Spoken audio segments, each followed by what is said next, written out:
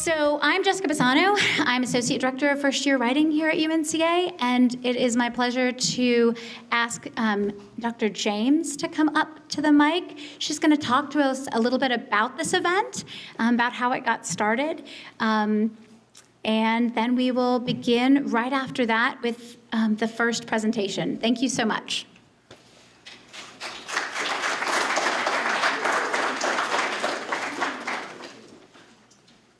Well, good evening. I am Dee James, and I welcome you here as the Director of First Year Writing. Jessica Pizzana, who's the Associate Director of First Year Writing. We wanted to let you know that it's called a Gudger celebration because it was named, this whole celebration was begun by a professor here who has long since retired and has now passed away, but who had taught for years and years and years first year writing. And she was so impressed by all the good work and all the hard work that both the professors who teach the course and the students who work in the course do, that she thought there ought to be a way for us to celebrate that.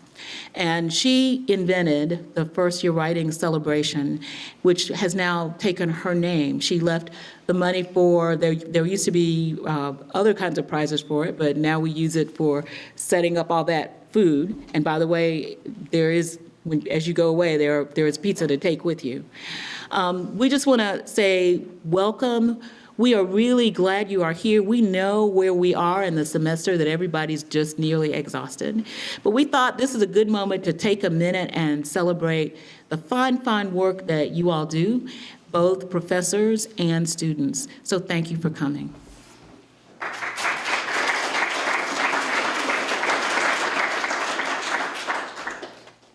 So thank you all for being here. Appreciate it. So I'll go right into this. The goal for this project was to communicate our knowledge of the aesthetics, structure, and narrative used to create sequential art. Understanding Comics by Scott McCloud laid the groundwork for our investigation into this art form. With this information, each group utilized their own medium and storyline to address familiar themes for today's college students. Our group chose to focus on the ecological impact of toxic waste.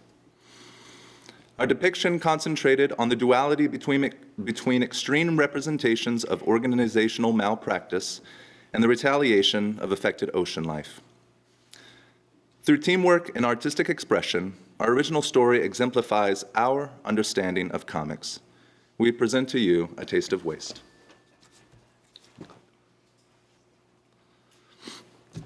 Captain, we're behind schedule, sir. We need to dump the cargo if we're going to stay on schedule. Just a couple barrels would do. Dump them. Let the fish deal with it. Time is money. Off she goes. What is that? I don't know, but it doesn't look good. Damn humans. I'm not trying to be a California roll in some sushi restaurant. Anyone else feeling a little bit dizzy? We need to find out who did this. Looks like we're gonna have to be in addition to the new gift shop. Oh God, what is this?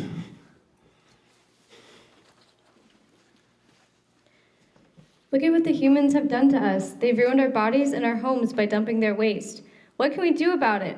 I want revenge. Look, there's their ship. Let's tell them what they've done. Let's take the humans down. Angered by the destruction of their homes and bodies, the creatures plotted their revenge. They wanted to right the humans' wrong and give them a taste of their own waste. The creatures climbed aboard to confront the nasty humans. They quietly made their way up the side of the ship. The creatures confronted the humans before attacking. Captain, there's sea animals on the ship. What do you stupid animals want? We are here to show you that you have ruined our ocean and to get revenge. All that waste you've been dumping is toxic to us. Our homes, our bodies are destroyed, and now we want to destroy you. Let's get them.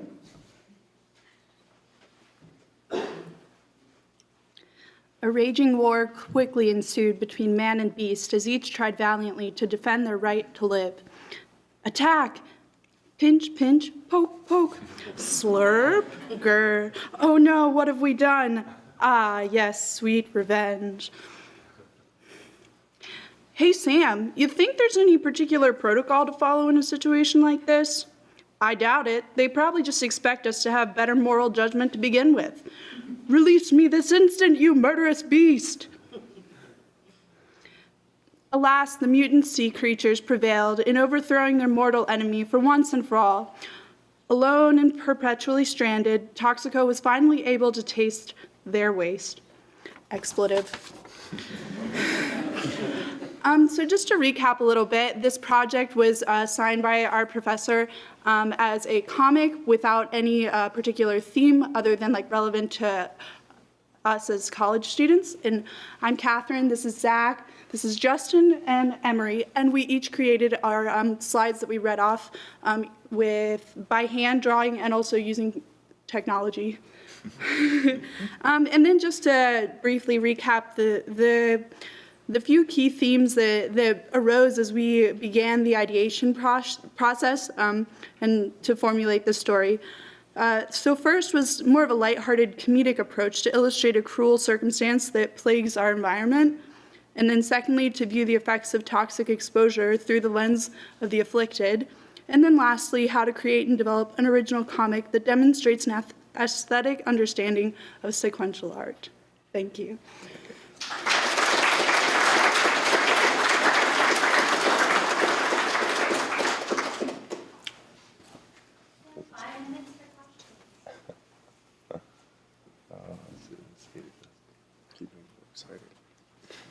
Yeah. How did you begin to choose a topic for this? Was there any debate, or were you sure it was going to be this? We kind of wanted to move in the process of having humans as the antagonists and animals as the protagonists. I know that environment was on all of our minds, for sure. Emery brought that up, I think, to begin with, and we all kind of got on board pretty quickly. And I know for me, I wanted to not go into it with that stark contrast that you see so often in the news, but kind of approach it with a comedic sense and give it a nice little twist. So. Other questions? Yeah. Seeing as you approached it from a more comedic standpoint of the comic, does that mean that you had a younger audience in mind for this sort of presentation created? Younger than yourself? Younger than us, yes. I don't know. I'd say we kind of wanted it to be something that could appeal to audiences across the board. The cartoon definitely can appeal to younger generations, which are important in environmental issues because they're the ones who are going to be dealing with it, as well as I think the material in itself can appeal to all generations.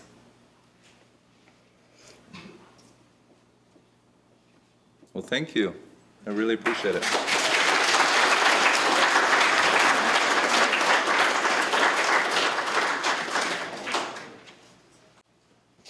All right, good evening, everybody. Thank you very much, Matt. My name is Jerry Smith, and I am a pre-medical chemistry and health and wellness minor here at UNCA.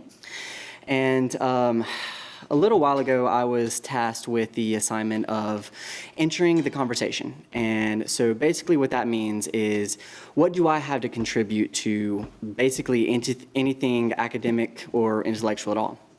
And hopefully my future career is going to be being a physician. And so immediately that's what I took to. And obviously being in a writing class, my first thought was, how does a first-year writing seminar or a presentation like this help anybody become a future doctor or future medical professional? And so this is what I looked into. This right here is a statement from the admission office at the University of North Carolina, Chapel Hill, and this is their School of Medicine. Our ideal candidate is a well-rounded human and a genuinely nice person. They're able to work in a diverse group of people and excel at finding and building connections with people. They are an effective spoken and written communicator who celebrates the diversity in others. My first thought is, and if you go to their page, this is immediately what you'll find. They had you put in words what they wanted in a doctor. And about a third of it was a well-spoken and effective communicator. Immediately this took me, and it basically put my head to the grindstone as to figure out how to become the most effective communicator. This is the abstract of my paper. I'm not going to read it aloud. I don't really have time. But basically what it says is that in modern medicine and in modern science, medical professionals are leading the field of modern science. And that what we've discovered in the last 50 years of chemistry has been this much. But what we've discovered in the last 50 years of medicine has been this much. And I'm going to explain that using this. In the last 50 years, we have determined what? Improvements in antibiotics, cures to some diseases that we didn't know were curable. We can cure different types of cancer. We can cure different types of diseases that killed people 50 years ago. And so in order to achieve a well-rounded and highly educated medical community, in essence, you have to have the most literate education and medical community.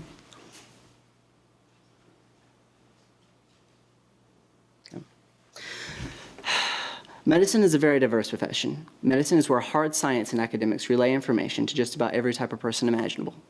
Healthcare is a field that is necessary for every person to live a long, sustainable life and promote society forward.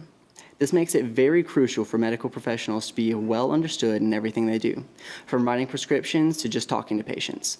People who provide this care are responsible for helping everyone in just about every walk of life understand information about things that affect their life in the most intimate and personal and most important ways. I interviewed Dr. Laura Jones, PhD. She's an absolutely wonderful faculty that we have here at UNCA. And she is a certified mental health professional. And this is what she gave to me. I asked her, what do you have to do to be an effective communicator in the medical field? And this is what she gave me. How does physicians' writing affect their ability in practice? Again, I had a multiple of sources here. Dr. Amanda Maxwell, MD, she is also a professor of chemistry and health and wellness here at UNCA. Dr. Laura Jones, as I aforementioned, and the administration pages of multiple medical schools. I also went through a bunch of different articles that were long and horrendously boring that you guys do not have to read. And this is the answer. These are the requirements to get into medical school. 4 years of undergrad education, 4 years of medical school education, and 4 years of internship/residency. In each stages of these educational systems, you have to understand a brand new way of talking to people, a brand new way of communicating. And I believe that this all starts right now. These are the areas of study that are necessary for a medical professional. 8 credit hours of biology, 8 credit hours of general chemistry, 8 credit hours of organic chemistry, 8 credit hours of physics, and 8 credit hours of social science, on top of a full undergraduate education. APA, ACA, MLA, Chicago, and AMA. These are finite examples of just different types of writing styles that you'd have to accomplish and basically master in order to succeed as a pre-medical student. The idea, from the perspective of a student, understanding the necessity of being a proficient writer, especially through my own experience, gave me a new idea of what it meant to be a successful pre-medical student.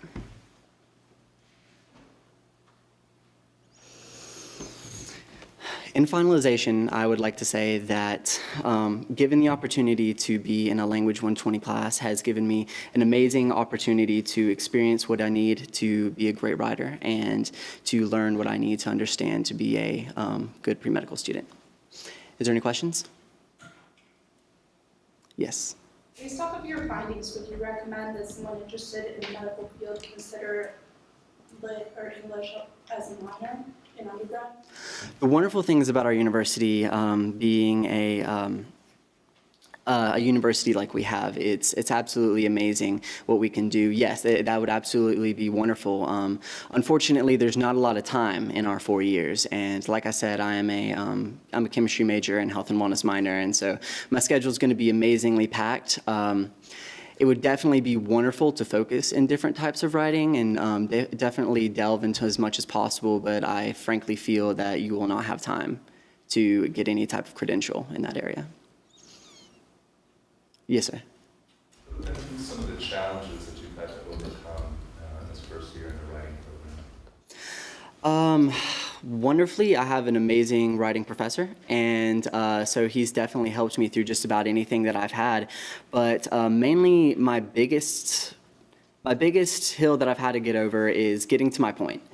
I love to write down bubbly things. You know, I like to use big words and not get directly to the point. And unfortunately, in the science field, that's not what they like to see. And so, working very closely with the Writing Center here and Professor Graves, it was I've gotten around that, and I like to think that I'm getting better every day. Anybody else interested in pre-medical writing?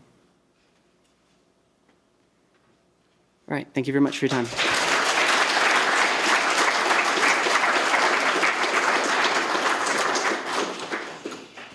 Ladies, gentlemen, and intermediates, my name is Audrey Sturdal. I ate too much pizza, and we're going to talk about Imagism, poetry for the modern world. Imagism is a literary movement that was started in the 1910s as a sort of antithesis to Romanticism. You know, the poems that have these big, long thous and thous and flowery language that makes you want to sleep or drown or both. So Imagism was formed as sort of a response to that. The focus of it was based on 3 crucial rules. 1, direct treatment of the thing, whether subjective or objective. 2, to use absolutely no word that does not contribute to the presentation. And 3, as regarding rhythm, to compose in sequence of a musical phrase and not in sequence of the metronome. Basically letting the words decide the flow of the poem. This can be seen in Ezra Pound's In a Station of a Metro. The apparition of these faces in the crowd, petals on a wet black bough. That's it. That's all there is to it. But there's a distinct image, and the flow of the poem is not dictated by da-da-da-da-da-da-da, da-da-da-da-da-da. It reminds me of the Hindu saying, Jaharm Jahar Jamerte, which means, I don't speak Hindi, I'm stalling for time. Now, Ezra Pound was one of the main imagists. The others were Richard Aldington, Hilda Doolittle, who went by the name HD to be ominous, and Amy Lowell. And all these people coming from different countries and different classes and backgrounds all came together because of T.E. Hume, who wrote 2 poems, Autumn and A City Sunset, and had them published in Poetry Magazine's Christmas edition. This caught the attention of F.S. Flint, who was kind of like a beat poet, and the 2 decided to start meeting at the Eiffel Tower restaurant in London.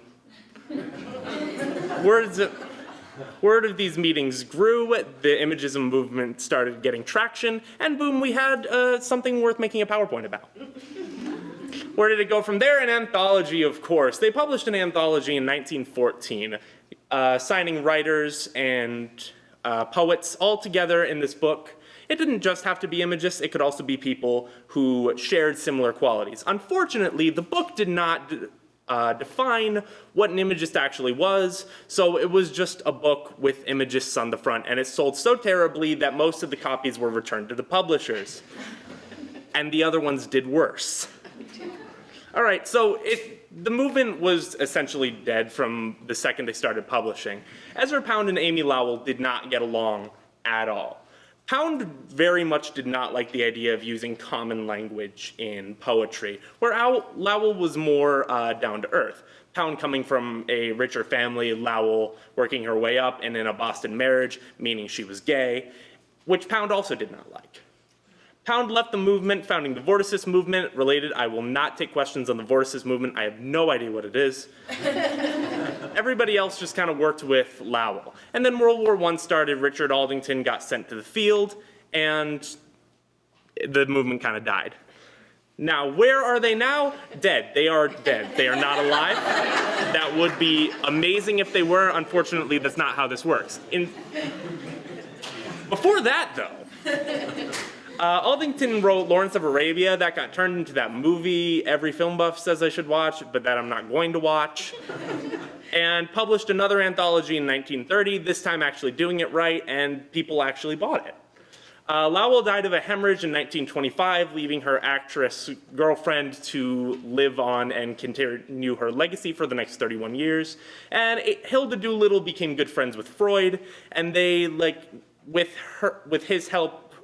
her help, he kind of tried to understand bisexuality and failed because Freud was kind of awful.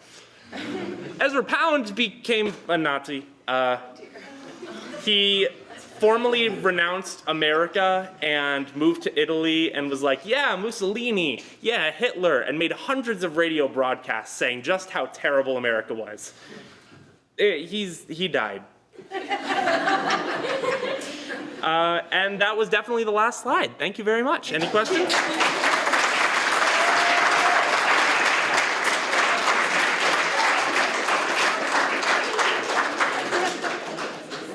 Yes. What was the last slide? What are you talking about? What are you talking about? It said, why do we care? What? Any other questions about things that were in the PowerPoint? Yes. Why did you choose this as your topic? Because it was the only slot left open. How long are the poems usually? They're usually about that length. Some of them are a stanza, maybe two if you get lucky. Do you think that's why it didn't catch on initially? Because they were so short? Not necessarily. It's just that the idea, what an imagist was incredibly vague. Like, most scholars at the time didn't know. Like, some thought Robert Frost was an imagist, some thought James Joyce was an imagist. So nobody had any real grasp on what it was. And also, like, it was basically just some friends hanging out at a bar. It's like if you and your friends like went to a bar once a week for 2 years and then out of nowhere you put out a book. It's not going to sell well, no matter how smart and groundbreaking whatever you put in it is. As a fan of romanticism, could you make an argument for imagism? It's not stupid.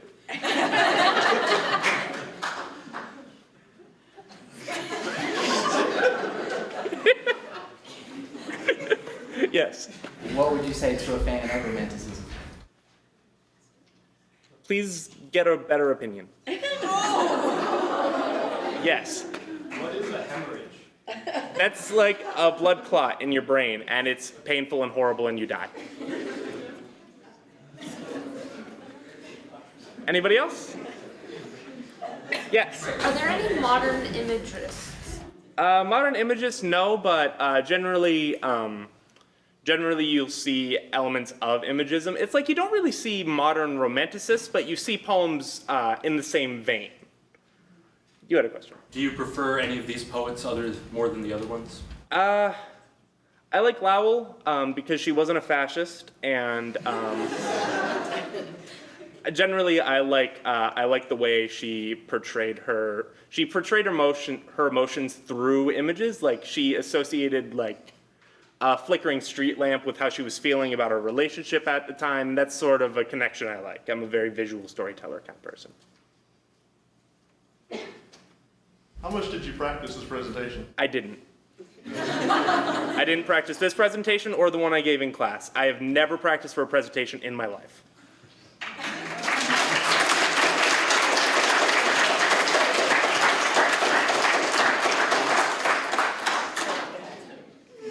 Who actually had the pleasure of working with you this Dr. Hughesman, she's amazing. Good for you.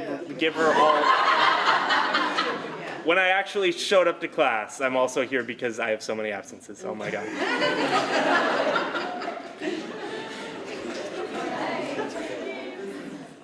Anybody else? All right, thank you very much.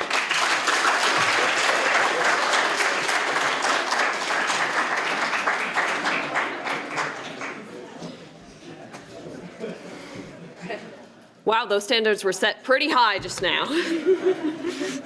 Hi there, I'm Nancy Musevich.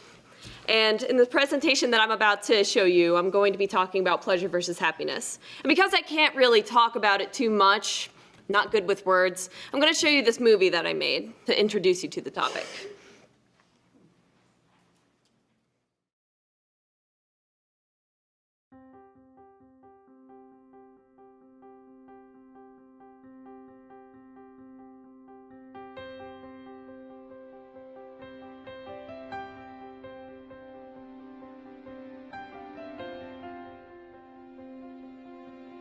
Hey, my name is Nick, though I suppose it's not terribly important. I live a peculiar life, yet it may seem rather mundane from the outside. I suppose you could consider me lucky. I have excellent friends and a beautiful girlfriend. My friends come to me for advice, and my girlfriend always greets me in the morning, happy to see me. She always says to me, "Hi, cutie. Walking this way?" A cute game of ours I've always enjoyed participating in. My parents couldn't be prouder. They've always had my back, no matter what, just as good parents should. Yet there's something wrong, because though I'm rarely ever alone, when I am, I feel a pain in my stomach, a growing emptiness inside as though there's nothing genuine in my actions. I could control every aspect of my life. I could manipulate the people around me when they don't do what I say. I could find new ways to get gratification and be the center of attention without having others truly despise me for my popularity. People naturally gravitate towards me, yet there's an arcane revelation parading around in my head, tauntingly and sadistically. I am not happy. I'm not bored with my life. I have toils and struggles too, and I thought that those experiences would act as a foil so I could continue to appreciate all the great aspects of my life, yet they don't. I can't even say I'm depressed, as I do believe my life has a purpose and I live a life that exceeds most expectations. I found myself pacing, growing more irritated by the second. I've tried controlling those around me more to get the rush and success and acknowledge that I'm in control of my destiny. I was wondering what we're supposed to do on the project. I tried texting you and... Oh, I'm sorry. you haven't anything back to me. I've been really busy. I'm working on the project right I now. know. Just get it done. Yeah. You know, you should make sure it's done. Yeah, no, don't. No, yeah, okay. Yeah. But that rush fades quicker and quicker.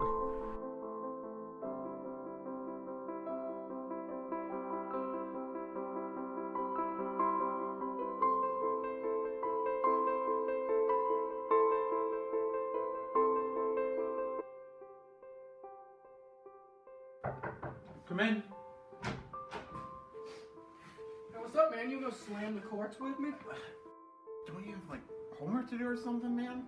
Look, man, I wanted you on my team, but I get it.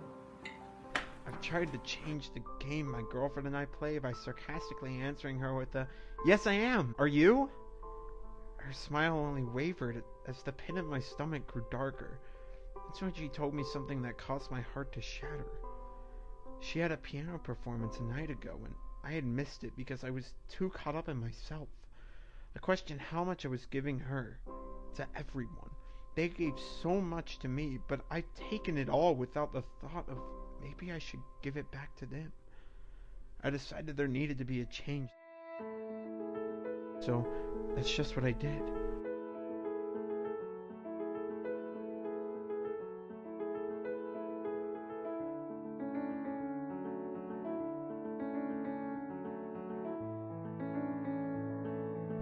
Happiness doesn't come from the pleasures others give you, but from the ones that you can give to them. I suddenly had a sense of security I thought I had lost. Take a step and then Nancy moved and I was like, Aaron was about to crush me. And I was about to die. The void in my stomach started to fill up gradually.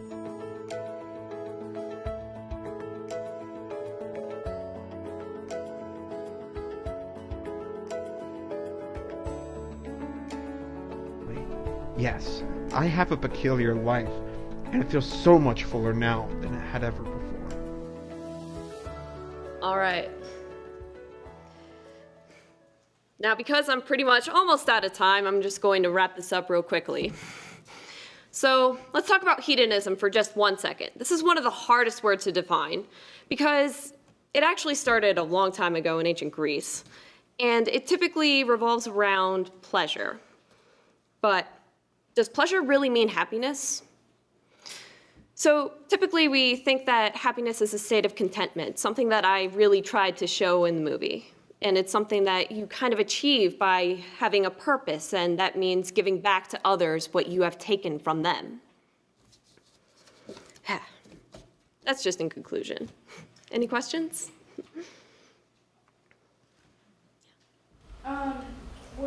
Like, what made you think of this concept of, like, defining the two? I think it's because they get confused very often. I've heard that sometimes happiness is not always a good thing.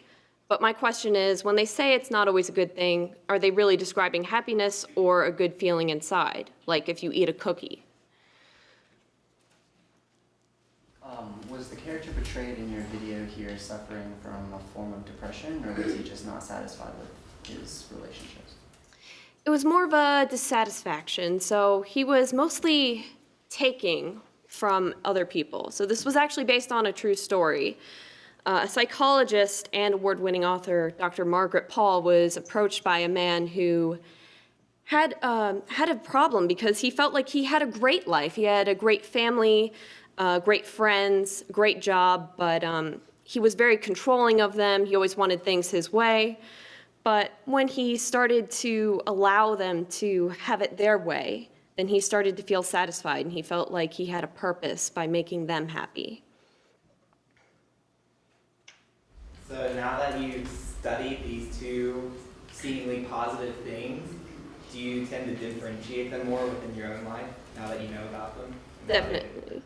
It definitely makes you feel like you want to be more giving. Try to find a more satisfying way instead of accepting the pleasures that are just in your life. Yes? Which one do you think is more important to you? Which one in terms of? Happiness or pleasure? Oh, definitely happiness.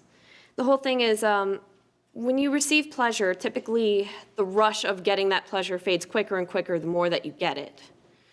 And so usually happiness, just being satisfied, not needing that pleasure, is usually a more fulfilling life choice, in my opinion. Thank you. Oh, sorry. Yes. Sorry, I kind of raised my hand the last second there. Hedonism is often, on a philosophical level, compared and contrasted to asceticism, which is the abstaining from pleasure. Having done studies into hedonism and happiness, do you think that there might be as much danger as abstaining from pleasure as there is in indulging in pleasure? I actually agree that it could be a problem if you try to abstain from pleasure, because that means that you're kind of actively choosing not to treat yourself every once in a while, and instead you're constantly giving without having the joy of taking exactly what you're giving to somebody else.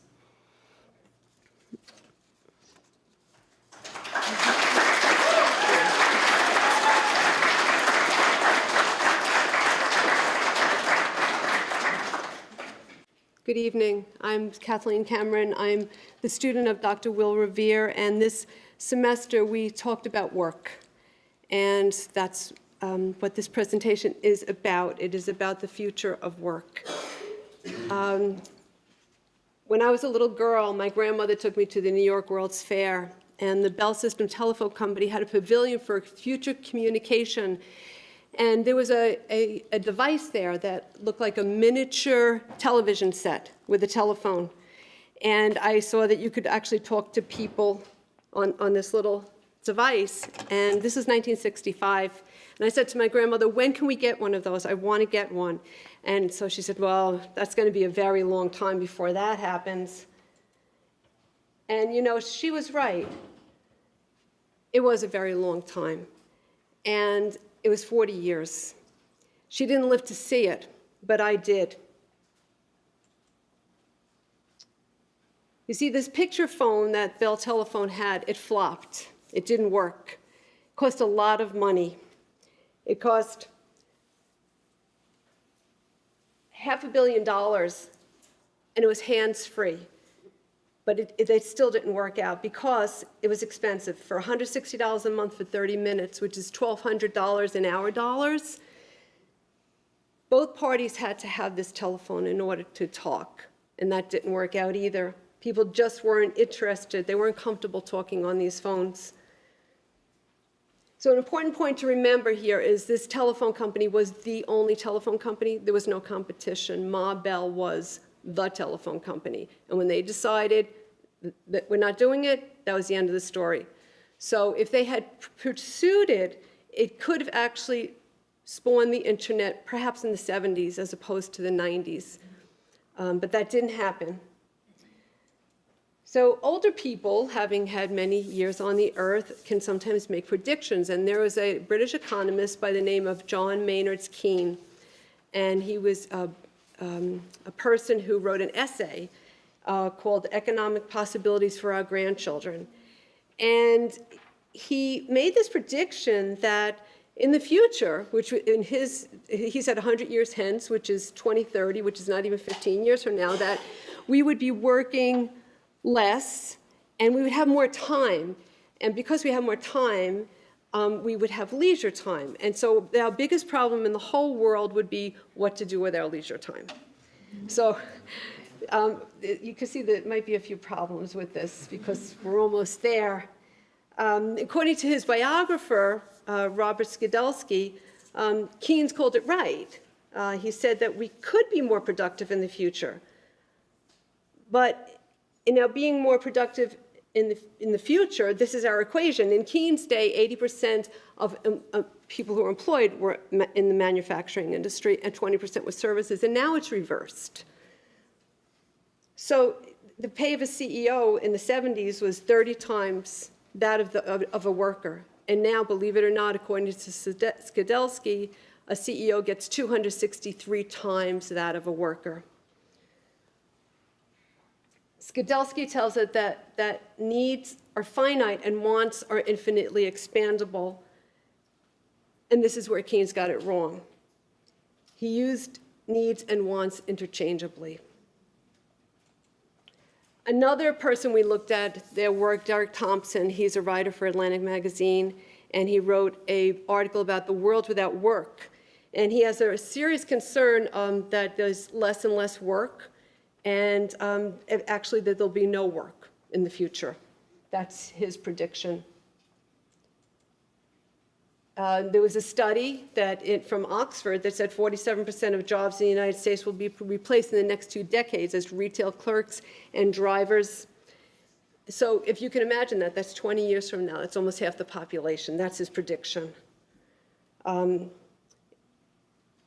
Interestingly, according to Keynes, technology would have allowed us to work less, so we would have more leisure. But with this future trend of less and less work, the question to ask is, will new social forms be created that can fulfill people in the way that work now does? And will there be enough resources for everybody? Another author that I pursued was Jeremy Rifkin. He's an economist. And this is a picture from the Middle Ages. And the reason that that's there is that Jeremy Rifkin says that this thing that he calls a collaborative commons is not a new idea. In the Middle Ages, people did not own land, and things were shared in a way that he hopes we're moving towards now. The thing with the Internet of Things, and you look at things like how you have a sharing economy and open source, and it's actually rather complex. I could actually do a whole nother presentation on this, but this is where the future is happening, and you are the future. So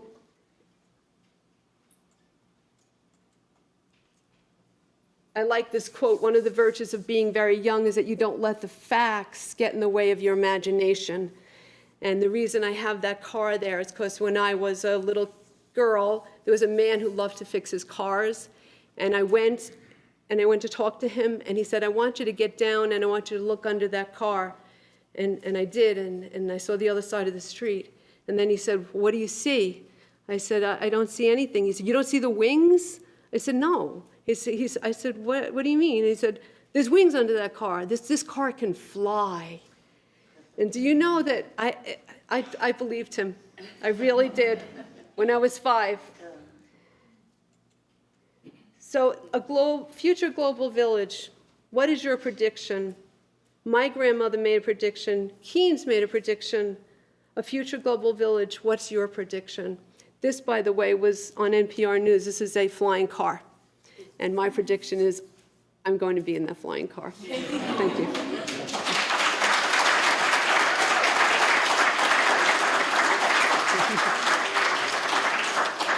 Does anybody have any questions? Yes. Do these possibilities scare you more that there might be an entire lack of work, or are you more interested in what people might do with that leisure time and imagination, such as come up with the first flying car? Could you repeat that question? Are you more afraid of this lack of work, or that people might be using their leisure time to expand their imagination? I'm not worried about lack of work. I mean, it's the world is unfolding as it's unfolding. So what I see is, this is from other readings and other papers that I've done, is this maker movement that's happening, and how the small is the new big. So that it's like things are like, you know, people come together and do things in a smaller way. You have these craft breweries doing that. So, you know, if you look at the Middle Ages, you know, people would do these things together, and we're kind of, because of technology, we can do that. Because technology connects us, we can do that. So I'm not sure if does that answer your question? Yeah, okay. Yes? What would you say to the future of educated society? What would I say is the future of educated society? What would you say to the future of educated society? What would I say to the future? You like, mean? Like us, like what you Like said, you. young So you're like, you are educated society. So what am I saying to you?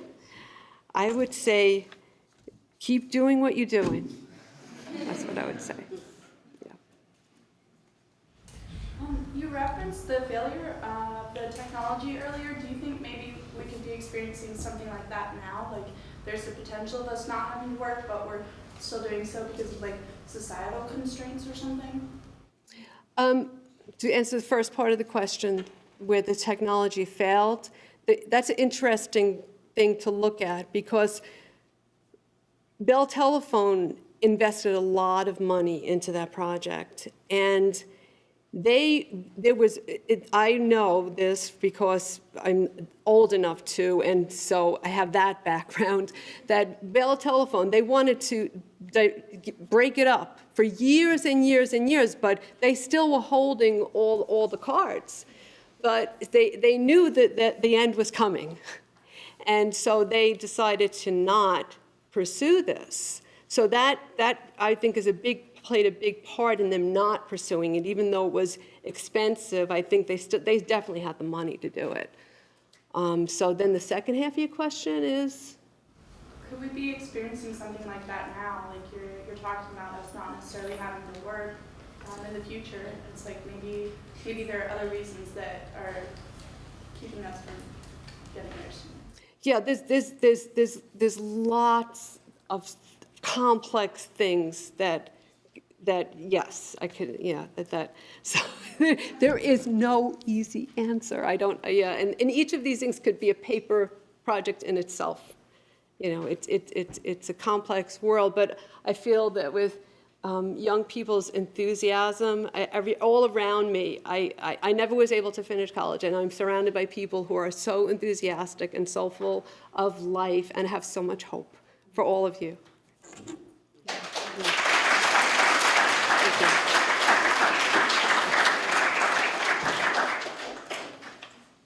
I had one more question. Oh, what's the question? Yes. Just concerning the lack of work, what are your thoughts on universal basic income? I actually support it. I think it's a fabulous idea. They feel if they can, pay for Donald Trump going to Mar-a-Lago, and they should be able to have that for everybody. And for that, there's a lot of others.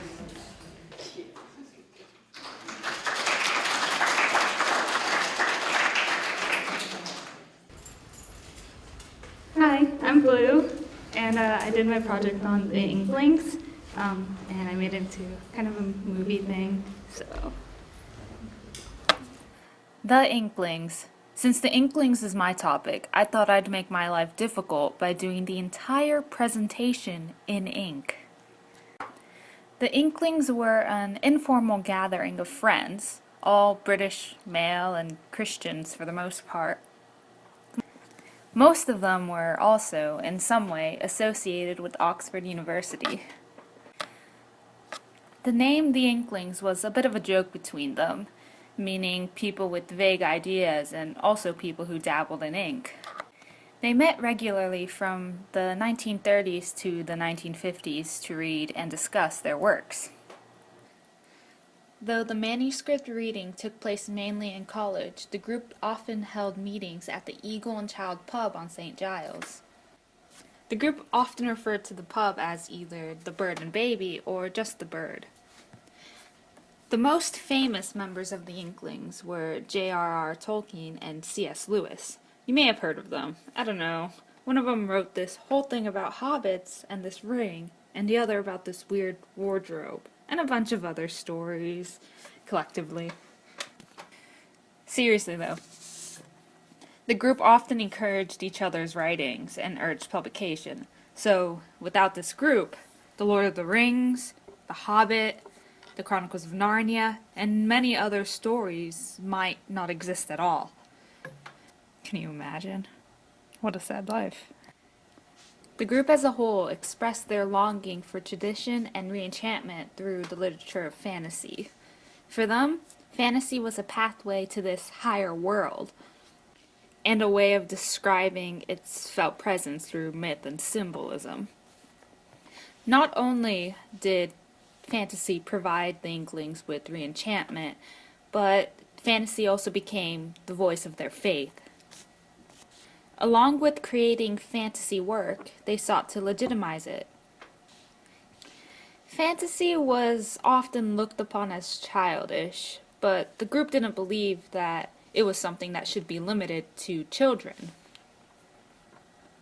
Inevitably, they produced essays and lectures that eventually helped make the study of fantasy a credible academic pursuit. Their stories, with all its fantasy, would go on to be some of the most popular books of all time, guiding others to follow the fantastically influenced route. Many authors then and now are influenced by these ideas of fantasy and consider it very valuable. Without the immense success of the fantasy literature and its influence, many other fantastical creations probably would not exist. Harry Potter might not exist.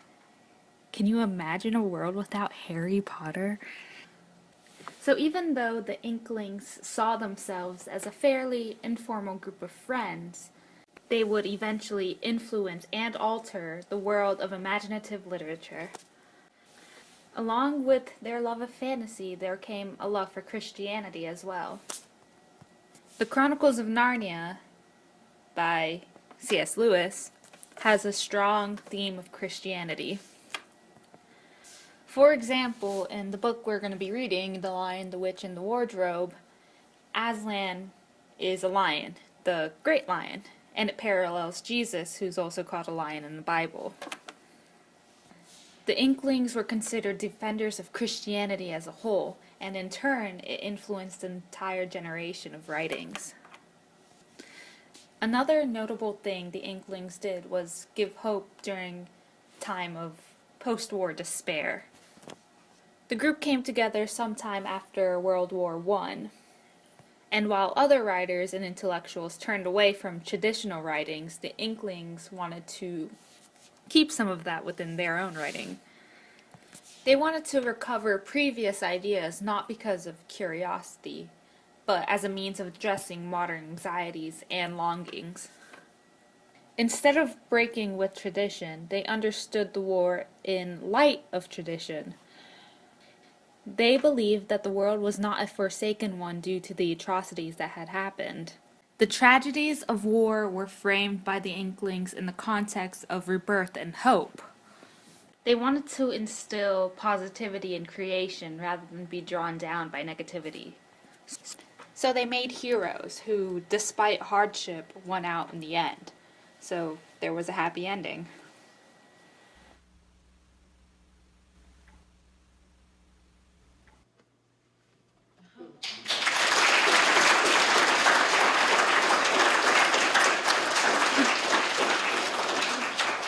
Any questions? Yes? What gave you the idea to present this entire thing in ink?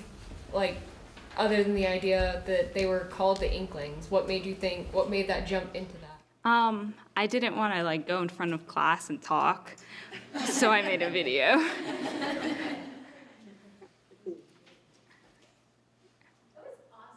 Thank you. I noticed with your techniques, I'm assuming you've done inking before? I like to. Like, I haven't really learned how. But you have some background in it. Yeah. I'd love to hear you talk about ink as a medium. Yeah, I'm not an expert, I don't think. I just like using it because it's kind of nice and like you can get a lot of values from it, and I still need practice, I think, but yeah, I enjoy it. Yes? Do you find the values of the Inkling group as a whole relevant in today's society? I definitely. Like with all like fantasy, and if you're really into it, then for sure, especially if you like Lord of the Rings and things like that, yeah, definitely. Yes? Did you draw all those slides the first time and got it right, or do you have to redraw them? I drew all of them like that. Some I planned beforehand, some I just drew. I had a limited amount of time to do it. Yes? Do you wish that they could have had a more diverse group in the beginning? Like, as you mentioned, they were all British, male, and Christian, or do you think it's worth it for the foundation they laid for the future? I don't think it would have been bad to have a more diverse group. I don't think anything would be bad with more diversity, but they did associate with some other people. Like, there was a few women and stuff like that, but they weren't officially in the Inklings. Yeah. So, all right.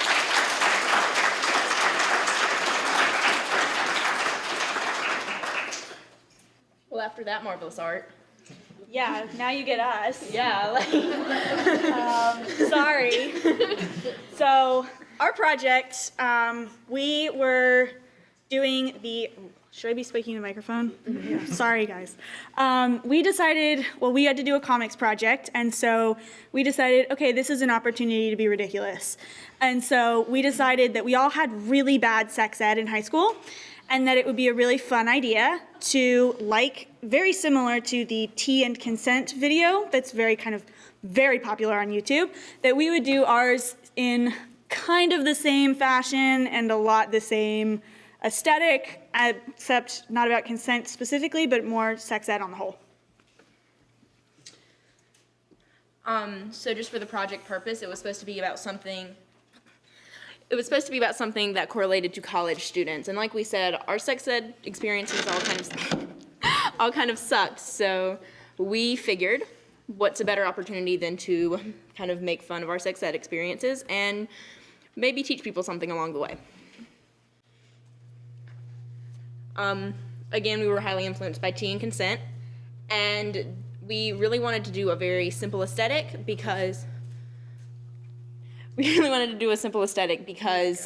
felt it contrasted greatly with the complexity of the topic, and it also allows people to focus on the content. And then throughout the styles, there's slight changes in the aesthetic just to convey topics differently. All right, so here we go. Go for it, Miranda. Consent. Let's start off talking about consent. There You must always ask before any sexual advances. If your partner says anything but yes, stop. Even if you've had sex with a partner before, you must get consent every time. If your partner is unconscious, they're unable to give consent. Consent is necessary in any sort of sexual situation. Always, always ask.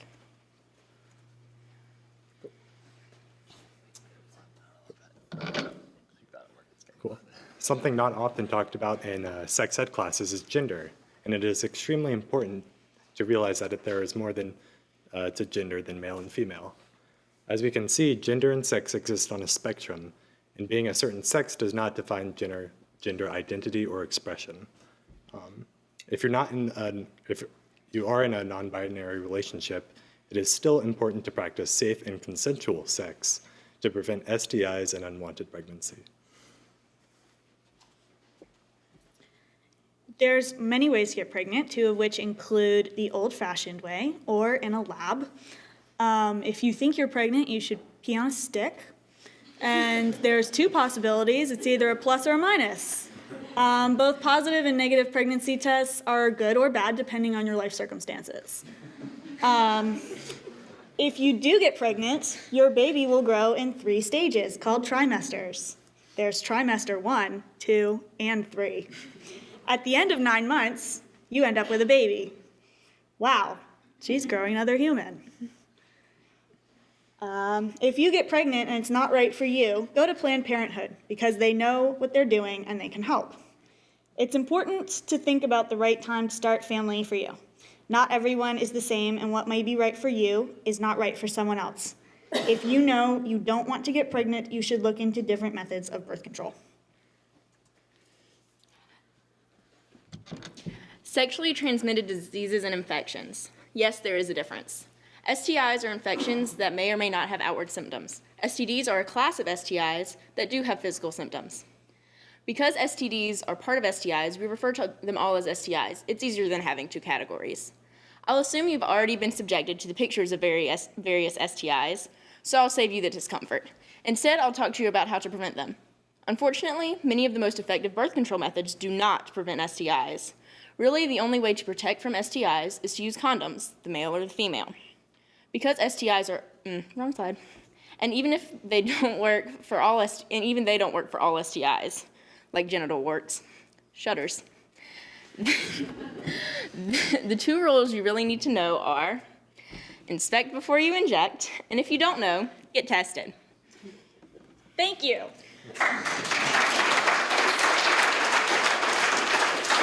Questions? Do we have questions? No? Yes. Yeah.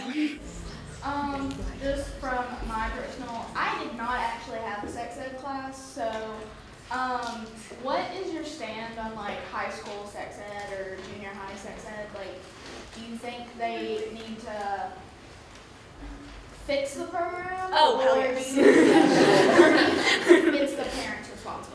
Oh no, I think it's definitely an educational responsibility, and I think it's a public health issue too.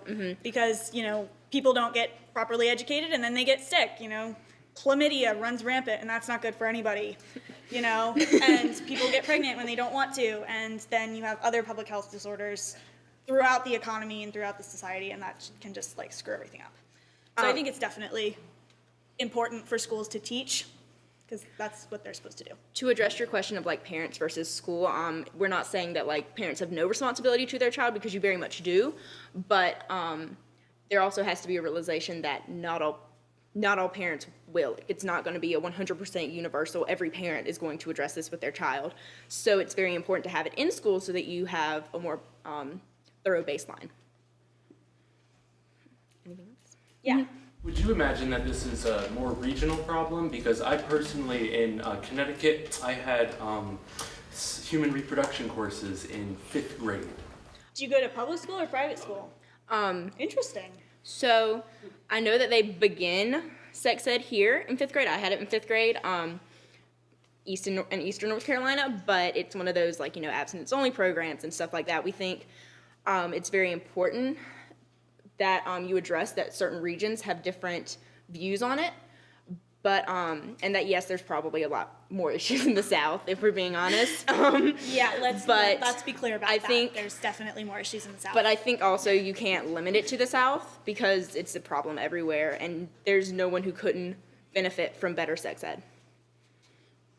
Your motives seem largely satirical, but do you think this would actually be effective if high school kids were to be exposed? Probably. I mean, a talking sperm named Richard, who doesn't want that? Who doesn't want that? That's funny. That's just genuinely funny. So, no one's gonna forget that. That's the other thing, is that you add the comic relief in there, and it's oh, well, Richard said don't, use a condom. So then maybe, they'll think that. It's not perfect, but it's better than what we've got.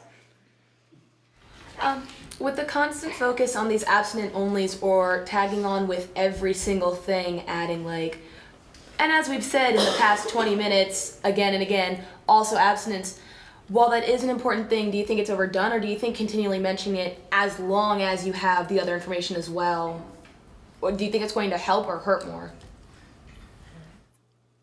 I don't know.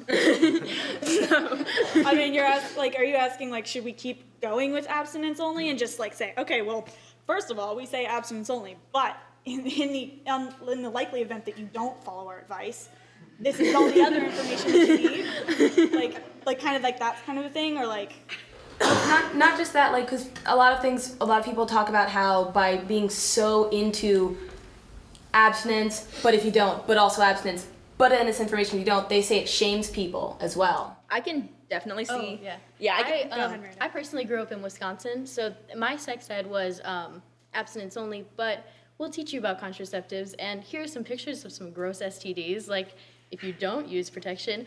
And honestly, I did feel shamed. We watched a video of a woman that basically yelled at us into abstinence only because like we would get STDs. And so I think that's not the way to educate about sex education, because if you like it or not, like, people are going to have sex. So I don't know if abstinence is even effective. Teaching it at all. There is no such thing. It's false. So We just want to overhaul the entire program. All of it. Starting with Richard. Any other questions?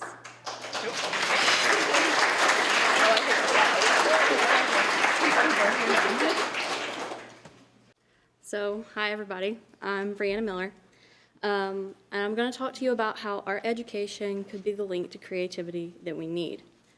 So, I want you all to picture someone with a creative mindset. What do they do? What makes them creative? For me, I might answer with Pablo Picasso, an artist. Still, I could have also answered with Albert Einstein, a theoretical physicist. Someone who was involved in a very different field. But what you may not know is Albert Einstein played the violin throughout his life. His mother taught him as a child, and he later often played it when he was thinking through his theories. I myself have always thought that being involved in the arts alongside other fields of study made me a well-rounded student. Which brings me to state that the arts are beneficial for improving creativity in students in a K-12 setting. Two of the biggest movements that have affected education in K-12 in recent decades is STEM and No Child Left Behind. STEM, which stands for Science, Technology, Engineering, and Mathematics, was created in order to compete with other nations such as China when the U.S. fell behind in student performance in these disciplines and to create employment in these areas. Study in these fields allow kids to gain skills necessary for entering the 21st century workforce. STEM emphasizes the importance of math and science in schools. No Child Left Behind was created with the intentions of closing the achievement gap specifically between students of minority and whites by implementing mandated standardized tests in math, reading, and science. Schools that did not meet the required level of achievement and test scores suffered funding consequences. Over time, this led to budget cuts in the arts for schools with smaller funding. Subjects of math, reading, and science were considered more important. While STEM has been very successful, there is room for improvement still through the arts. No Child Left Behind added to the achievement gap by generating a lack of creativity in students from cuts in art classes. Improving art education would emphasize creativity and innovation. What you might be wondering is why the arts? Creativity is the core of arts. It is the central skill necessary to displaying oneself in the field.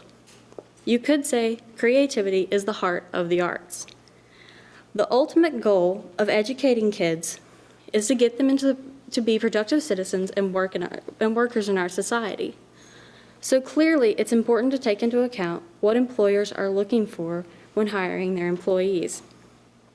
Studies show that creativity is one of the most desired traits to have and is becoming increasingly important. In a study called Ready to Innovate, it was found that 63% of employers surveyed would prefer a creative employee to one with technical skills for the job. Obviously, it's important for people entering the workforce to be creative.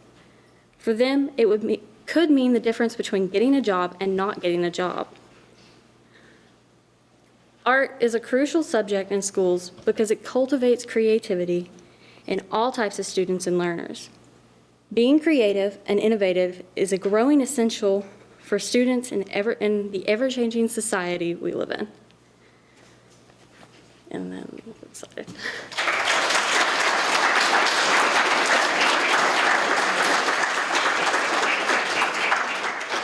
Any questions?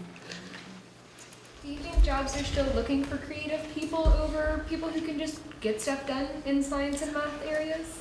In a lot of cases, with students who have studied through STEM or companies when they're looking for people, they're forced to decide between creative people or people who have the technical skills. So if a lot of companies, I think it was 244 corporate executives from that study were interviewed, 63% of those would prefer the creative person, even though the other person had all the technical skills required for that. That's a major deal. So if someone that comes in and they have the technical skill, but they also are able to show that they have the creative ability to do things in that field, it's a major benefit for them because they're obviously going to get the job over someone who is just separate in both areas. So do you think it would be a good idea for the arts to kind of work with those other subjects to incorporate them in the arts rather than the arts being more about their own areas, like in music and like creative writing and stuff like that, more gearing towards mending all of them together into the arts? Well, there's a lot of debate on what specifically would be the best way to go about doing things. Some people say that instead of having STEM, we should have STEAM, which would incorporate an A into the letter. And then others say that that wouldn't necessarily work as much. But overall, I think either way, what they really should focus on is just improving our education itself within schools, because I know personally, coming from my background, that my art classes were down in the basement, there were not a lot of kids, and that they almost wouldn't allow us to take some art classes that my teacher wanted us to be able to take. And so in a lot of cases, we kind of have had this like elitist idea of, oh, math and science first, and if you're going into the arts, what is that benefiting you?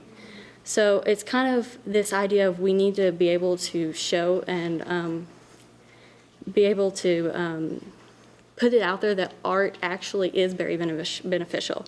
You can do it even with media. You can designing products. That's a big thing that's growing in our society. Just making things look good. And that's what a lot of people who have the science mind and the mathematic mind and different things like that, they're not able to incorporate that. So the arts would give them the necessary needs to create a product that would be good. Yeah. Are you familiar with the maker movements in schools where they bring in technology and work together and sometimes make robotics or electronics, use 3D printers, so that aspect of creativity can be brought into the schools? I'm not familiar specifically with that specific movement, but I think that a lot of that seems like something that we have up at UNCA, because we do have a general, even though we're at a university level instead of a K through 12, we have the general aspect of seeing that each major, no matter what it is, has a certain amount of respect. There's no major really put down or anything like that. So do you think art and creativity are interchangeable, or do you think they're different concepts? Ultimately, they're different concepts, but creativity is a very big aspect within arts. And creativity can go across fields, but it's really seen the most in art. The art field generally. So. Do you think with the K through 12 structure that it would benefit students to be required to take an art class? Because I know in my background, like we were given the option to take, we could take like a computer class or something, or we could take an art class. But do you think it would be best to include it in like the core of classes as like a requirement? I think to a certain extent. I know with a majority of schools, they already do require some arts, like you have to take a certain type of art. Like in my high school, you had to take a art. You had to fulfill that requirement. But I know people who actually got out of it. They're like, oh, you don't really need it. You're going to a STEM university or you're going to like Chapel Hill. You're not really necessarily going to need that. But it's important that we don't ignore that kind of aspect. So I think there is a certain extent that we do need to say, you do need an art requirement. All right, okay, real quick. So you think maybe in addition to art classes, perhaps having something that focuses more on creative thinking? Because obviously drawing is cool, but when they're looking for creative employees in places that are more business or science, then perhaps they're looking for a different kind of creativity, one in thinking, as opposed to like artistic ability. Well, I think when you're working with creativity, the thing about creativity is the more you do it and the more you practice it, the better you get at it.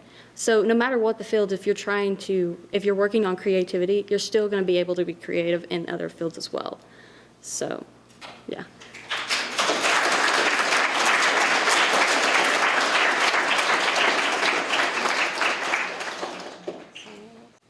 All right, hey everybody, my name's Taylor Malajati.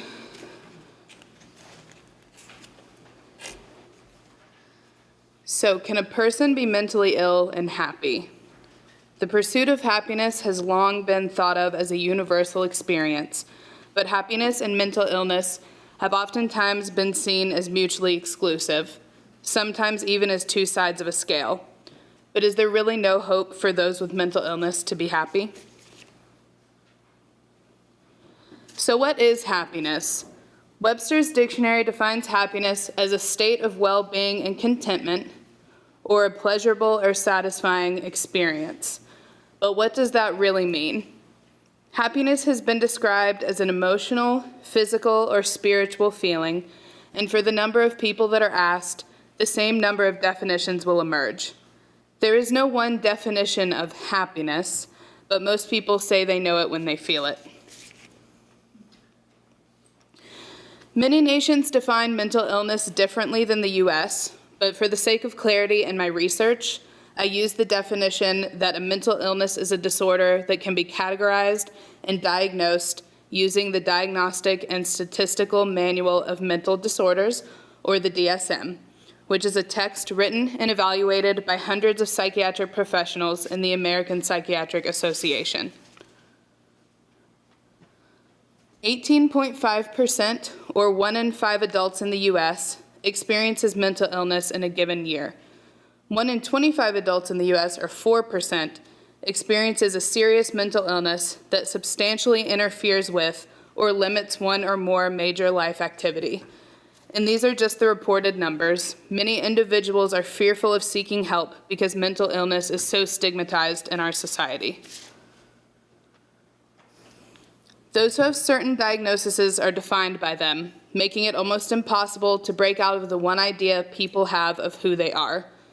Media representation of those with mental illness is full of descriptors such as crazy or insane, which have highly negative connotations and can make people feel like there is no hope for them to have a normal or happy life. In the past, performing studies about happiness on subjects with mental illness was unheard of, but the field of positive psychology has been gaining popularity in more recent years. One of the main ideas behind the growing field is that the psychological community needs to step away from the idea that those with diagnosed mental illnesses should be defined by their pathology. Patients should be seen as individuals who have the potential for happy lives.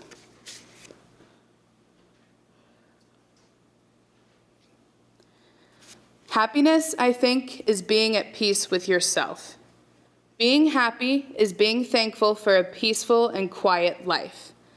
I think happiness for me is actually being in touch with humane people who I can connect with, people that have soul and understanding. These are quotes from participants in a study by Leo Russell and Duncan Moss of the University of Plymouth in the UK.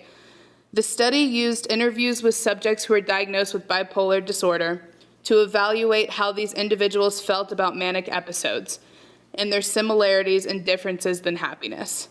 The subjects understood from personal experience what happiness is and what it means to them.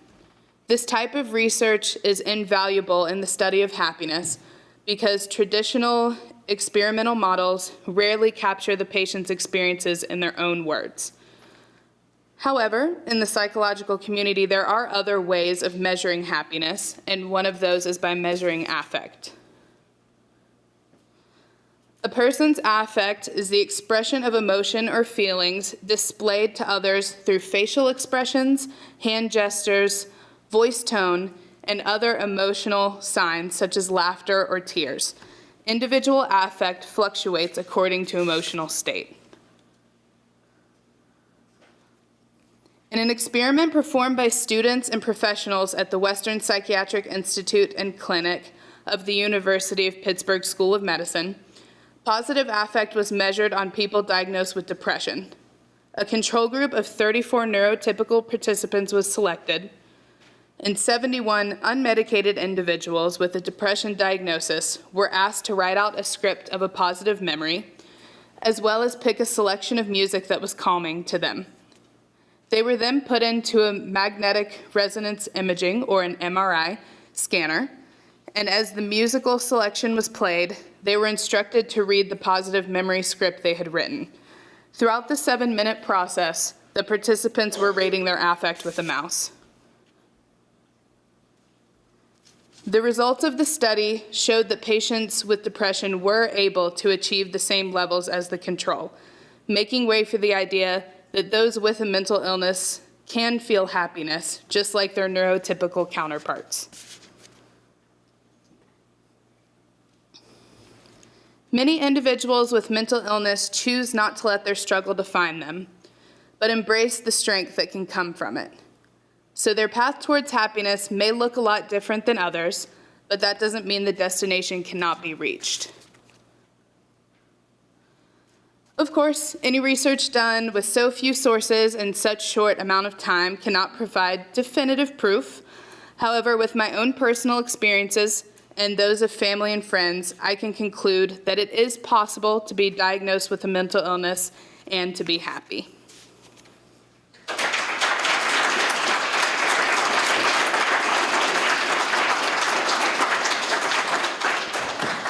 Questions, anybody?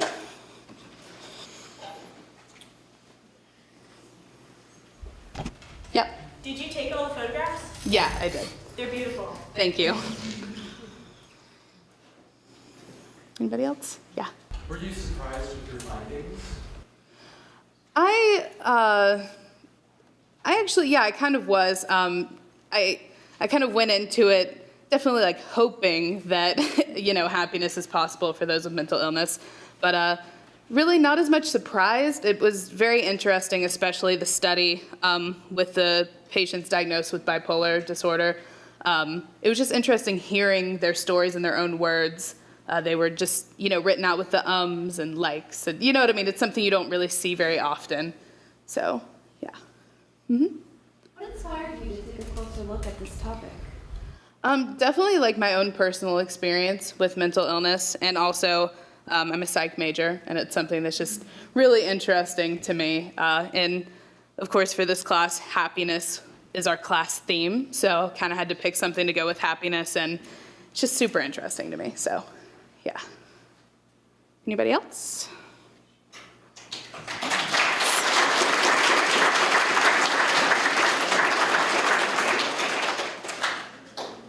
Good evening. So my name is Jesse Miller. My name is Roshik Jones. And we're presenting today a video that goes into detailing the process we went through when creating a collaborative class project to sort of create a trailer for next year's students to see how the class processes. With the guidance of our teacher Abigail Hickman and the collaboration with the rest of our students, we came up with a video that really tried to get the depth and essence of our class. This video here details that.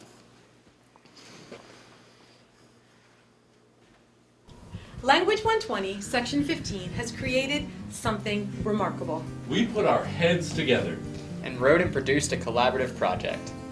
We all had different talents and ideas. Only a few of us felt comfortable in front of the camera. So we formed smaller groups where each person would find a place. Every single scholar found or formed a group.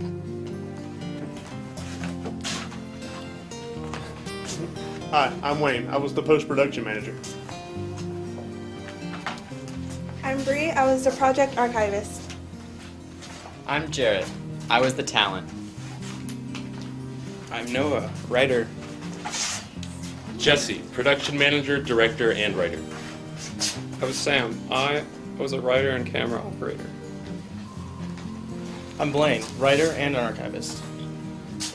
I'm Hunter, talent, obviously. I'm Kelso D. Kelso, and I did the original score. I'm Roshik, talent, planning, and writer.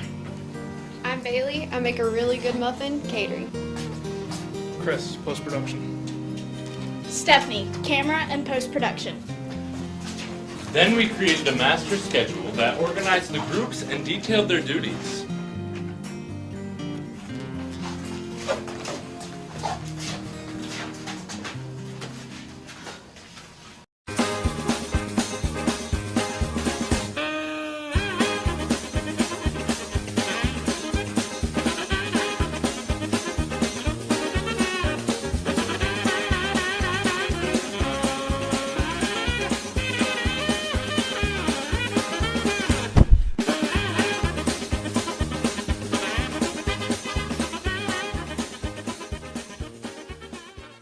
But we couldn't just write and film and create. And have a really, really good time. And eat really, really good muffins. We had to discuss our context. College classroom. So we had to frame the project within an academic ideology. Wait, is this thing going to be graded? And this was harder than it sounds. We had to consider learning outcomes. Tools and terms for a grading rubric. We had to ask questions, like what is our purpose? Who is our audience? Is there an implied audience? What's an implied audience again? Is our stated purpose and intention the same thing? Can I have another muffin? Will the structure of the thing enhance our main assertions? We needed to understand the skills we would be learning. And define what it means to work in a collaborative. We had to sort out an evaluation of each contribution. Even when those contributions initially seemed unequal in value. We had fears, of course. Will everyone understand how awesome I am? What if everybody else's work sucked except for mine? How would this affect my grade? What if my group members didn't pull their weight? Shouldn't I be compensated for extra work? Back to the grading. How is this going to affect my GPA? Wait, is my team meeting in the classroom or the studio today? It became rather complicated in the middle of the project. We had class for students in the post-production, While the production team worked and filmed in the studio. and then we had to try to swap out classroom time for the production team. When post-production was in the media lab. But some groups straddle both teams. And there were many days when we wished we had cots in the library. We had to discuss. And discuss. And discuss. We had to discuss grade percentages. And try to convert the value of the experience into quantitative assessment. Was I going to be graded on the value of my muffins? The muffins were fantastic. Essentially, we had to consider how the value of the individual affects and informs the value of the group. Essentially, we had to get along and respect each classmate's contribution. And to be grateful. We learned to be grateful. For the opportunity to learn. And to play and realize that much of the learning happened during the playing. For the chance to speak and be heard. For the access to the studio and Kent's amazing talent. Thank you, Kent. We had complete creative control. The students, we had complete control. We were grateful for the media lab. And the slick, sexy equipment there. And for Sasha. We all love Sasha. Sasha, we love you. And we became grateful for each other. We learned so much about our abilities. And how, despite how different or quirky we all are, we feel lucky to work on this project. Together. Together. Together. Language 120. Section 15. That's a wrap.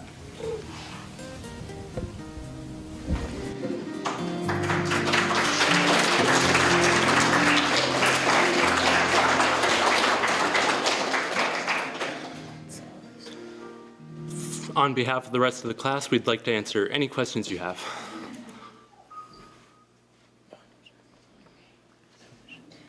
What was your favorite part of the collaborative? Trying to organize it was quite a process, but it was still pretty fun in the end. There's a lot of complications that go into it, but it turned out fairly smooth. We're sorry we don't get to show that video.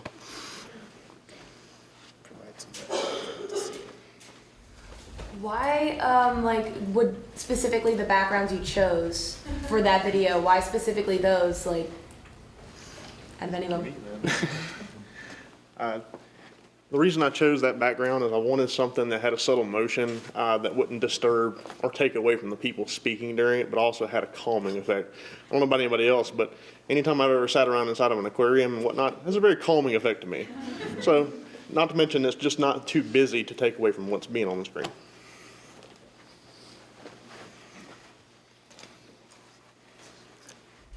So what was the actual assignment you guys got at the beginning? The actual assignment was the collaborative video to introduce the class to next year's students. Yeah, we could give you guys a link Yeah. somehow. We could probably do that. Saw a hand. I was just gonna say, did this happen in the later half of the semester? Because I imagine it'd be hard to do that if you're only just now figuring out what to do in class yourself. Yeah, great question. We had lots of outspoken people in our class and a very involved environment, consistently asking lots of questions. So after our first main project that did take up the first majority of the semester, that's after that we did this. So we had a good idea of what the class was all about.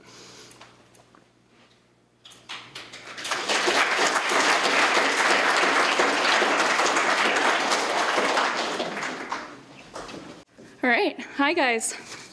My name is Adie Weller, and I am a student in Professor Pisano's Lang 120 course. So we were given the assignment of doing a research project on food and Asheville specifically.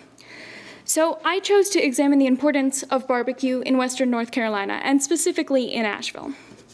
Throughout the course of my research, I discovered that North Carolina barbecue is an iconic Southern foodway that unites communities, despite any racial, political, religious, or economic disparities, and one which creates a social identity which is inherently linked to its location.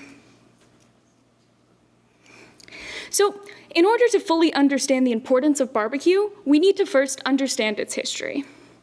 The process of barbecuing, of cooking a meat over low temperature for a long period of time, has been around for centuries. It even appears in Homer's The Iliad, which was written in about the 8th century BCE. But what we would consider barbecue today first originated in the 1500s with the native Caribbean people. The native Caribbean people called it barboca, which the Spanish conquistadors translated as barbacoa, a word which you might recognize. Even then, the process of barbacoa was an all-night social gathering reserved only for special events. In the British colonies, George Washington himself recorded in his journals going to these all-night barbecue parties. So barbecue has been used as a political prop since the foundations of this country. In 1766, the royal governor of North Carolina held a barbecue in an attempt to satiate the New Hanover militia. But a group called the Sons of Liberty saw it as an act of surrender to the British and decided to throw the hog in the river. In 1815, the Populist Party decided that the reason they lost Cabarrus County was because the Democrats had held a barbecue just a few days before the election.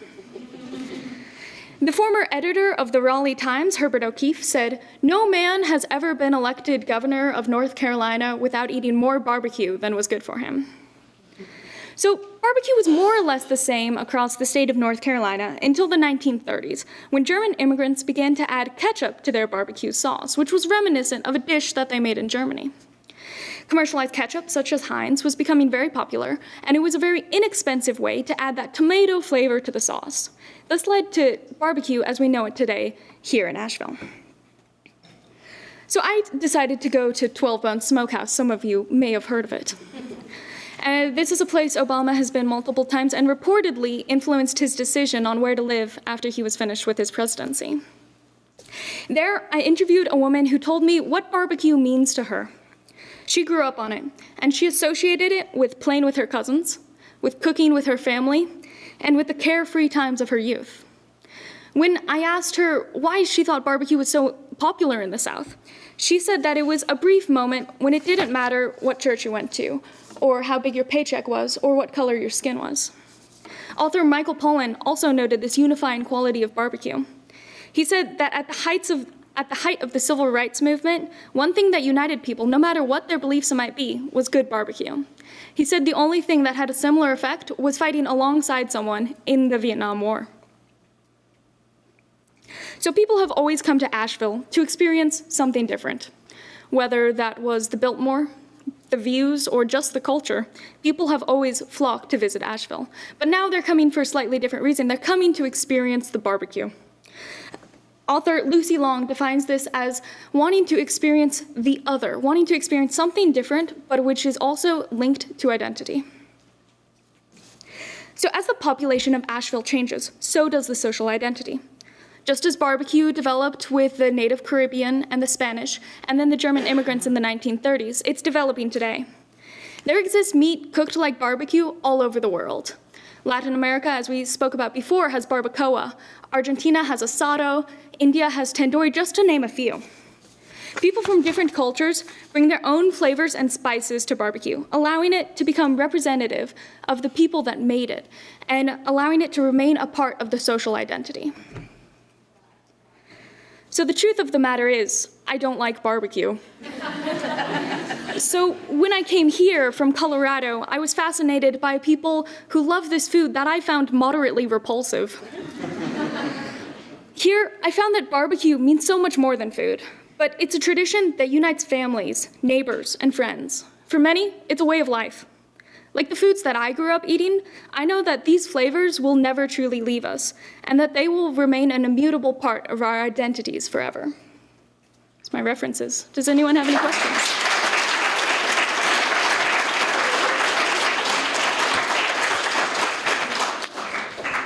Yes. So if you don't like barbecue, what made you pick it? Well, it was kind of that juxtaposition for me. Because people here are so passionate about, I've seen fights almost break out. So I was just fascinated because I was like, why? I don't understand. But I feel like I learned at least something about it. Yes? Personally curious, around Asheville, are more of the barbecue places focused on like the tomato-based sauce or more of the vinegar-based sauce? Mm-hmm. There are definitely a lot of variations, and in a lot of places you can order the sauce that you prefer. Yes. Were you expecting to find that barbecue had such deep cultural and anthropological roots? I definitely wasn't. I knew that it was a typical Southern food that a lot of people seem to enjoy, but I had no idea how deep that connection really went. Yes. Out of curiosity, is there a food like that that you have back home, back in Colorado, that is like, oh yes, I see? Mm-hmm. Yeah, for me, it's something called green chili, which doesn't have beans in it. It's a pork thing that I don't really know how to describe, but it's one of my favorite foods. And I came here and I was like, hey, do you guys have green chili? And everyone's like, what? So I've been trying to find green chili here and it just doesn't really exist. And then when I go back home, I make sure to stock up on it. While you were studying about this one particular food, did you also find out that there were other foods that had just the same deep cultural roots as this? Definitely, definitely. Many of the articles that I did research on included that, but I chose to focus specifically on barbecue. Yes? You referenced Michael Pollan, and he wrote Independence of Food, and he largely claims that you should eat a mostly plant-based diet. He did, yes. So I'm just curious, like, do you think we can maintain this like culture, but like move towards a more less meat-based diet? That's an interesting topic. Definitely, including other proteins such as soy and other pseudo meats, but maintaining that barbecue flavor would be one way to do that. Bouncing off of her question, do you think maybe that it would become more culturally significant if we went back to having barbecue just at big events that required the smoking of several hogs instead of just having it available on a daily basis? Do you think it would make it more special or significant? Well, I definitely would argue that it would make it much more special in that it would be a rarer occasion and it would be reserved for special events. However, in order for this to happen, there would have to be a great social shift. And so I don't really anticipate that happening in the near future, in that when people like food, they're not really willing to wait and save that. All right. Thank you.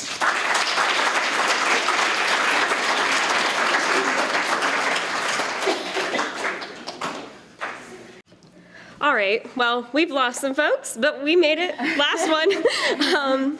So we are also part of the group from Chadwick who did the comics projects. We were told, we've been reading comics all semester, and so finally we get to make our own. So we were told, something students care about, and recently in the news we've been hearing a lot about protests. So ours isn't really in the vein of the humor that you saw in the other two at all, but I'll just let the story tell itself. I'm Dave, and I'm gonna read the comic for you. Bzz, bzz, I'm here.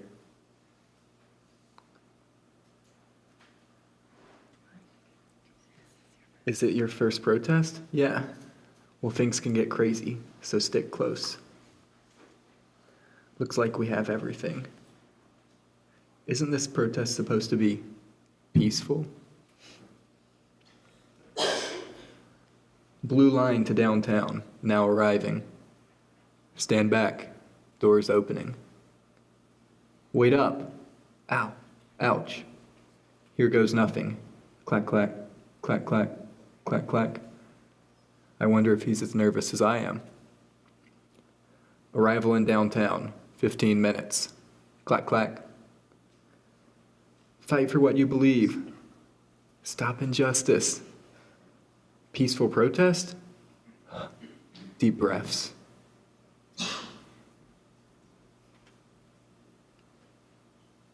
What's going down? The protest? What?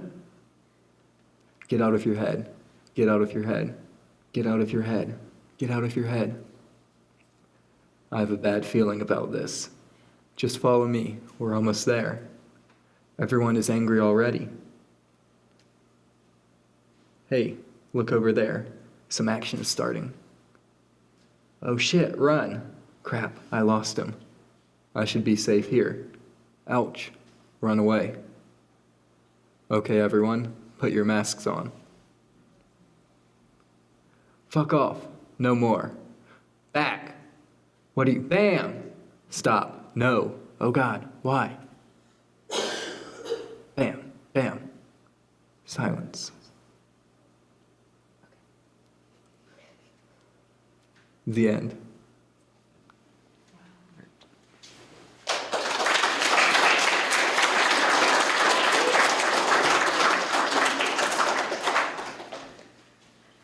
All right, so before questions, one of the things when we decided to do our project, we had a lot of ideas of what we wanted to do, and then someone said, well, there have been a lot of protests on the news, right? And we wanted to kind of show a little bit of a different perspective of it, like the idea Dillian said early on in our brainstorming that sometimes there's a violent minority that overwhelms the peaceful majority in these protests, and so intentions get lost, and we just kind of wanted to examine the thoughts behind protests and then what can happen when those thoughts aren't achieved. All right, questions? Yes.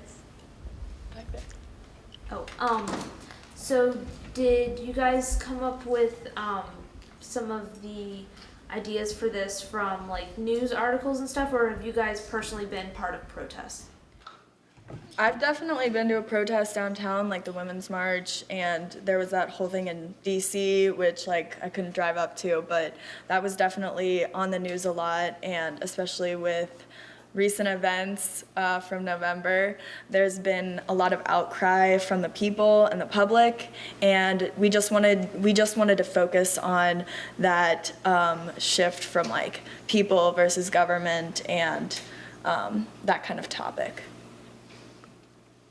What are your majors? I'm a Spanish teacher licensure major. I'm a business major. I'm an environmental scientist. Anthropology currently. So yeah, a lot of different majors.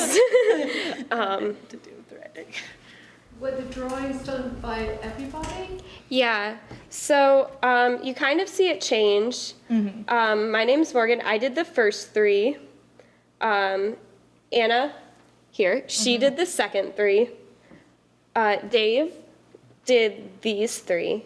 And Jillian did the last 3, as well as, if we go past this, we have concept art that we all used to draw the comic. So what we did was we drew it out by hand, and then we went into the Media Design Center, and we scanned it onto the computer and added all of the colors. Well done. The sequencing, knowing that there's 4 different people, so it's really brought together beautifully, and the narration was, it's just, I mean, you could hear a pin drop in the room. It was wonderful, really. Thank you. Out of curiosity, I noticed at the end you had the ski mask before the gunshot and whatnot. Was any of that supposed to be representative of like the Black Bloc movement you see going on inside of the protest or anything right now, or is that just generally a choice you made there? Not really. You'll notice in some of the other frames, instead of black ski masks, there were ram's heads or wolf heads. We kind of wanted to show like violence more animalistic, less personal, and so we did that by covering faces. With 4 people working together, were you worried about the cohesion of the 4 different art styles with the story as well? So we had a lot of time when we were working together, and we probably spent about a good half of the time we were together talking about collaboration and working on colors. We had a palette for the colors that we used to try and make it even. We had the board of people so that we could try and do it. Obviously, we were worried because some of us have skills in sketching, some of us had skills on the computer, some of us had no skills. So, you know. And we also, like, when we were brainstorming, we wanted to make sure that it was cohesive and consistent.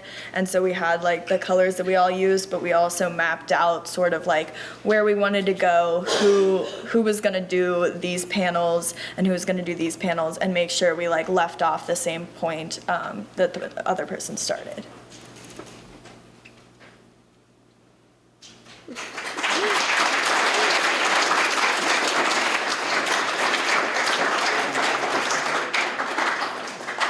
So first of all, I just want to thank everyone, all of you, for still being here. Thank you. To all the presenters, I think this was a fabulous celebration of the work that you're doing just in this class this semester. And I love that there's so many of you here to support each other in your academic work. I think that's so important that we're starting out that way. And continue to do that. You got 3 more years together. A big thank you to all the Lang 120 professors who have worked with you this semester and who are here tonight. A big thank you to Kent and his team and Sasha for all the help that I know that they've given you. And that's it. Thank you so much.